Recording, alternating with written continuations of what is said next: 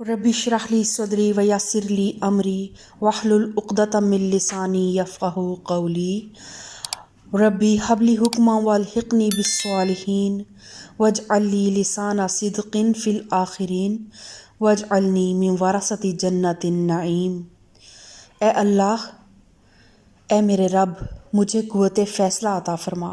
اور مجھے نیک لوگوں سے ملا دے، اور بعد میں آنے والوں میں میری سچی ناموری باقی رکھ، اور مجھے نعمتوں بھری جنت کا وارث بنا دے، آمین۔ سورہ آل عمران آیت نمبر 31 سے آج ہم اپنے لیکچر کا آغاز کریں گے، اور پچھلے لیکچر میں عقیدہ توحید پر بہت زیادہ زور دیا گیا اور اللہ تعالیٰ کی وحدانیت کا انکار کرنے والے اہل کتاب اور مشرکین مکہ کی شدید مذمت کی گئی، اور اسی کا تسلسل ابھی برقرار ہے۔ اعوذ باللہ من الشیطان الرجیم، بسم اللہ الرحمن الرحیم۔ قد خسر الذین کذبوا بلقاء اللہ حتی اذا جاءتهم الساعة بغتة قالوا یا حسرتنا علی ما فرطنا فیہا وہم یحملون اوزارہم علی ظہورہم الا ساء ما یزرون۔ نقصان میں پڑ گئے وہ لوگ جنہوں نے اللہ سے اپنی ملاقات کی اطلاع کو جھوٹ قرار دیا۔ جب اچانک وہ گھڑی آ جائے گی تو یہی لوگ کہیں گے کہ افسوس ہم سے اس معاملے میں کیسی تقصیر ہوئی۔ کون سی گھڑی آ جائے گی؟ قیامت کا جب سور پھونکا جائے گا اور جب سب لوگ اپنی اپنی آرام گاہوں سے اٹھیں گے اور میدان حشر کی طرف بھاگیں گے، تب یہ افسوس کر رہے ہوں گے کہ ہم سے کتنی بڑی غلطی ہو گئی کہ ہم نے اس ملاقات کو جھٹلایا۔ اور ان کا حال یہ ہوگا کہ اپنی پیٹھوں پر اپنے گناہوں کا بوجھ لادے ہوئے ہوں گے۔ دیکھو کیسا برا بوجھ ہے جو یہ اٹھا رہے ہیں۔ دنیا کی زندگی تو ایک کھیل اور ایک تماشا ہے۔ تو اب اس کا مطلب اس آیت سے اکثر لوگ جو ہے نا وہ کنفیوز ہو جاتے ہیں اور دنیا کی زندگی کو بالکل فار گرانٹیڈ لینے لگ پڑتے ہیں، لیکن اس آیت کا منشا یہ نہیں ہے کہ اس دنیا کی زندگی کو فار گرانٹیڈ لینا ہے، بلکہ یہ دنیا تو ایک دارالامتحان ہے۔ اس میں رہنے کا مطلب یہ نہیں ہے کہ آپ امتحان پاس کر چکے ہیں، اس میں رہتے ہوئے اس امتحان کو اچھے سے اپنے پیپر کو سولو کرنا ہے، تب آخرت میں نتیجہ نکلے گا تو پتہ چلے گا کہ آپ کامیاب ہوئے ہیں یا نہیں ہوئے ہیں۔ تو اس دنیا کی زندگی کو ایک آخری منزل سمجھ لینا، یہ جو ہے اس حوالے سے اللہ تعالیٰ فرماتا ہے کہ یہ ایک کھیل اور تماشا نہیں ہے، کھیل اور تماشا ہے۔ اس کا مطلب یہ نہیں کہ دنیا کی زندگی میں کوئی سنجیدگی نہیں ہے اور یہ محض کھیل اور تماشے کے طور پر بنائی گئی ہے۔ دراصل اس کا مطلب یہ ہے کہ آخرت کی حقیقی اور پائیدار زندگی کے مقابلے میں یہ زندگی ایسے ہی ہے جیسے کوئی شخص کچھ دیر کھیل اور تفریح میں دل بہلائے اور پھر اصل سنجیدہ کاروبار کی طرف واپس ہو جائے۔ نیز اسے کھیل اور تماشے سے تشبیہ اس لیے بھی دی گئی ہے کہ یہاں حقیقت کے مخفی ہونے کی وجہ سے بے بصیرت اور ظاہر پرست انسانوں کے لیے غلط فہمیوں میں مبتلا ہونے کے بہت سے اسباب موجود ہیں، اور ان غلط فہمیوں میں پھنس کر لوگ حقیقت نفس الامری کے خلاف ایسے عجیب طرز عمل اختیار کرتے ہیں جن کی بدولت ان کی زندگی محض ایک کھیل اور تماشا بن کر رہ جاتی ہے۔ مثلاً جو شخص یہاں بادشاہ بن کر بیٹھتا ہے، اس کی حیثیت حقیقت میں تھیٹر کے اس مصنوعی بادشاہ سے مختلف نہیں ہوتی جو تاج پہن کر جلوہ افروز ہوتا ہے اور اسی طرح حکم چلاتا ہے گویا وہ ایک حقیقی بادشاہ ہے، حالانکہ حقیقی بادشاہی کی اس کو ہوا تک نہیں لگی ہوتی۔ ڈائریکٹر کے ایک اشارے پر وہ معزول ہو جاتا ہے، قید کیا جاتا ہے اور اس کے قتل کا فیصلہ صادر ہو جاتا ہے، جیسے ہم کسی سٹیج ڈرامے میں دیکھتے ہیں۔ تو ایسے ہی تماشے اس دنیا میں ہر طرف ہو رہے ہیں۔ کہیں کسی ولی یا دیوی کے دربار سے حاجت روائیاں ہو رہی ہیں، حالانکہ وہاں حاجت روائی کی طاقت کا نام و نشان تک موجود نہیں۔ کہیں کوئی غیب دانی کے کمالات کا مظاہرہ کر رہا ہے، حالانکہ غیب کے علم کا وہاں شائبہ تک نہیں۔ کہیں کوئی لوگوں کا رازق بنا ہوا ہے، حالانکہ بیچارہ خود اپنے رزق کے لیے کسی اور کا محتاج ہے، کہیں کوئی اپنے آپ کو عزت اور ذلت دینے والا، نفع اور نقصان پہنچانے والا سمجھے بیٹھا ہے اور یوں اپنی کبریائی کے ڈنکے بجا رہا ہے گویا وہی گرد و پیش کی ساری مخلوق کا خدا ہے، حالانکہ بندگی کی ذلت کا داغ اس کی پیشانی پر لگا ہوا ہے اور قسمت کا ایک ذرا سا جھٹکا اسے کبریائی کے مقام سے گرا کر انہی لوگوں کے قدموں میں پامال کرا سکتا ہے جن پر وہ کل تک خدائی کر رہا تھا۔ یہ سب کھیل جو دنیا کے چند روزہ زندگی میں کھیلے جا رہے ہیں، موت کی ساتھ آتے ہی یک لخت ختم ہو جائیں گے، اور اس سرحد سے پار ہوتے ہی انسان اس عالم میں پہنچ جائے گا جہاں سب کچھ عین مطابق حقیقت ہوگا، اور جہاں دنیاوی زندگی کی ساری غلط فہمیوں کے پردے اتار کر ہر انسان کو دکھا دیا جائے گا کہ وہ صداقت کا کتنا جوہر اپنے ساتھ لایا ہے، جو میزان حق میں کسی وزن اور کسی قدر و قیمت کا حامل ہو سکتا ہے، ورنہ باقی جو بھی ہماری خام خیالیوں پر، جو ہم نے خوش گمانیوں پر اور اپنی غلط فہمیوں پر جتنے بھی اعمال کے ڈھیر لگائے ہوئے ہوں گے، وہ اللہ تعالیٰ ایک پھونک مار کے خاک کی طرح ان کو اڑا دے گا۔ وَلَلدَّارُ الْآخِرَةُ خَيْرٌ لِلَّذِينَ يَتَّقُونَ أَفَلَا تَعْقِلُونَ۔ حقیقت میں آخرت ہی کا مقام ان لوگوں کے لیے بہتر ہے جو ضیاءکاری سے بچنا چاہتے ہیں، پھر کیا تم لوگ عقل سے کام نہ لوگے؟ دیکھیں اب اللہ تعالیٰ کتنی کھول کھول کے اس دنیا کی حقیقت کو بتا رہا ہے، اپنا آپ ہمیں کہتے ہیں اللہ نظر نہیں آتا، ان آیات کو پڑھیں تو آپ یقین مانیں کہ ہیبت سے انسان کا جسم میں نا گوز بمپس آنے لگ پڑتے ہیں، ایسی ہیبت انسان کے دل پہ طاری ہوتی ہے۔ تو اللہ تو ہر جگہ موجود ہے، آپ نے بس اس کو تھوڑا سا اس دنیا کی رنگینیوں سے ٹائم نکال کے اس قرآن کو پڑھیں، اس کے معنی کو سمجھیں، اس پہ تدبر اور تفکر کریں، تو جس نے اللہ کو پانا ہوتا ہے نا، وہ کسی ایک آیت سے بھی اپنے رب کو ڈھونڈ لیتا ہے، اور جس نے نہیں پانا وہ پورا قرآن بھی پڑھ لے گا تو اس کو رب نہیں ملے گا، کیونکہ اللہ مہدنی و سددنی کا ہم دعا نہیں کرتے، اللہ ہمیں ہدایت دے اپنے قرآن کے ذریعے اور ہمیں اپنی معرفت بخشے۔ تو وہ پھر لوگ واقعی بے عقل اور بے وقوف ہیں جو اتنی واضح نشانیاں اس کائنات میں بھی دیکھ کر، اپنے وجود میں بھی دیکھ کر اور اس قرآن سے بھی آیات پڑھ کر پھر اپنے رب کو پہچاننے سے انکار کرتے ہیں۔ قد نعلم انه لا يحزنك الذي يقولون فانهم لا يكذبونك ولكن الظالمين بآيات الله يجحدون۔ اے محمد صلی اللہ علیہ وسلم، ہمیں معلوم ہے جو باتیں یہ لوگ بناتے ہیں ان سے تمہیں رنج ہوتا ہے، لیکن یہ لوگ تمہیں نہیں جھٹلاتے بلکہ یہ ظالم دراصل اللہ کی آیات کا انکار کر رہے ہیں۔ تم سے پہلے بھی بہت سے رسول جھٹلائے جا چکے ہیں، مگر اس تکذیب پر اور ان اذیتوں پر جو انہیں پہنچائی گئیں انہوں نے صبر کیا، یہاں تک کہ انہیں ہماری مدد پہنچ گئی۔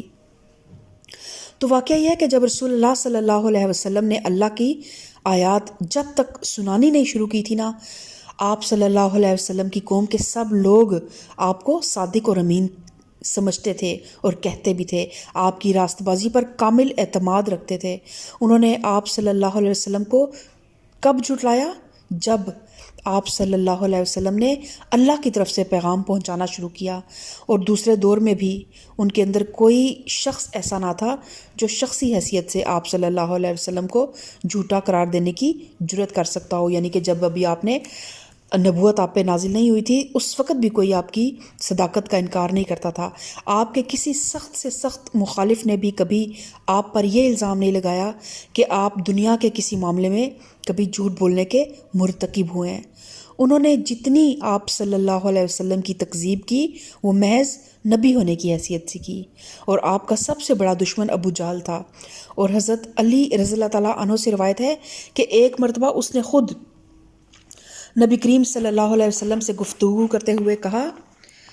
ہم آپ کو تو نہیں جھوٹا کہتے مگر جو کچھ آپ پیش کر رہے ہیں اسے جھوٹ قرار دیتے ہیں۔ اور جنگ بدر کے موقع پر اخنس بن شریک نے تخلیہ میں ابو جہل سے پوچھا کہ یہاں میرے اور تمہارے سوا کوئی تیسرا موجود نہیں ہے، سچ بتاؤ کہ محمد کو تم سچا سمجھتے ہو یا جھوٹا؟ اس نے جواب دیا کہ خدا کی قسم، محمد صلی اللہ علیہ وسلم ایک سچا آدمی ہے، عمر بھر کبھی جھوٹ نہیں بولا، مگر جب لواء اور سقائیت اور حجابت اور نبوت سب کچھ بنی قصی ہی کے حصے میں آ جائے تو بتاؤ باقی سارے قریش کے پاس کا کیا رہ گیا؟ اس بنا پر یہاں اللہ تعالیٰ نے اپنے نبی کو تسلی دی ہے کہ تکذیب دراصل تمہاری نہیں بلکہ ہماری کی جا رہی ہے، اور جب ہم تحمل اور بردباری کے ساتھ اسے برداشت کیے جا رہے ہیں اور ڈھیل پر ڈھیل دیے جا رہے ہیں تو آپ صلی اللہ علیہ وسلم بھی مضطرب نہ ہوں۔ تو اللہ تعالیٰ فرماتا ہے کہ تم سے پہلے بہت سے رسول جھٹلائے جا چکے ہیں، مگر اس تکذیب پر اور ان اذیتوں پر جو انہیں پہنچائی گئی انہوں نے صبر کیا، یہاں تک کہ انہیں ہماری مدد پہنچ گئی۔ اللہ کی باتوں کو بدلنے کی طاقت کسی میں نہیں ہے۔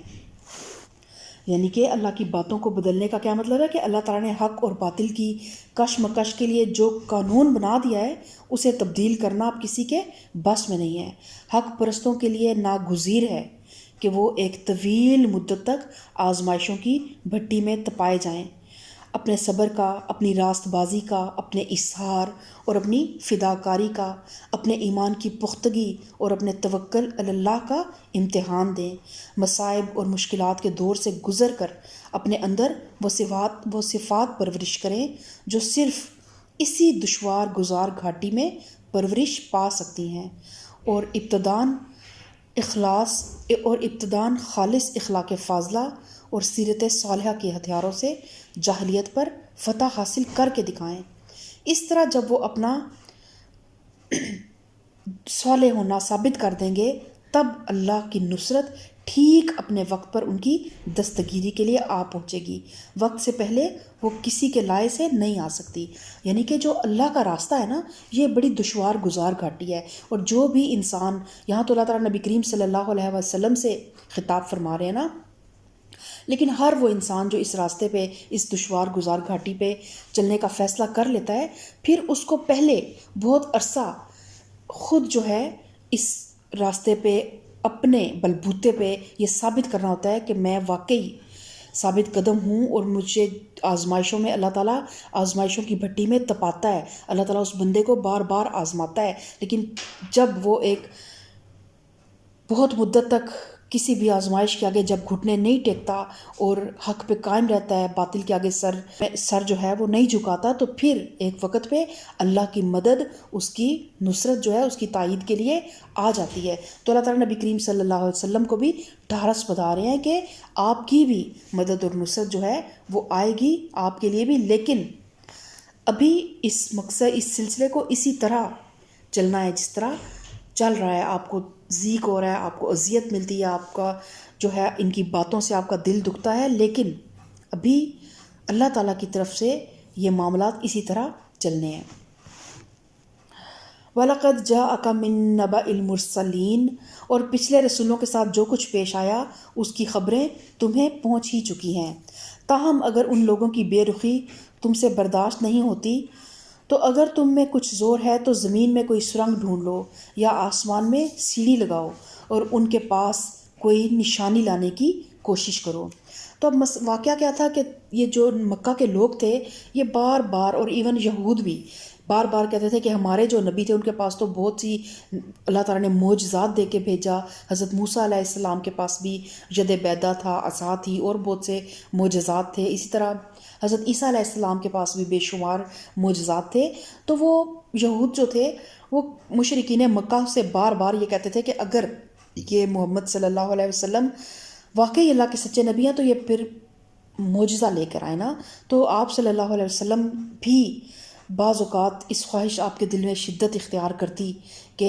یہ ایسا ہو جائے تو شاید یہ لوگ ایمان لے آئیں۔ تو لیکن اللہ تعالیٰ کی مشیت کچھ اور ہے۔ اللہ تعالیٰ جو ہے وہ اس کو پتہ ہے کہ پہلے ان لوگوں کو کتنے معجزات دکھائے، لیکن جنہوں نے جھٹلانا تھا انہوں نے جھٹلا کر ہی چھوڑا۔ تو اب اللہ تعالیٰ کا آپ صلی اللہ علیہ وسلم کے لیے فیصلہ کچھ اور ہے۔ تو نبی کریم صلی اللہ علیہ وسلم جب دیکھتے کہ قوم کو سمجھاتے سمجھاتے مدتیں گزر گئی ہیں اور کسی طرح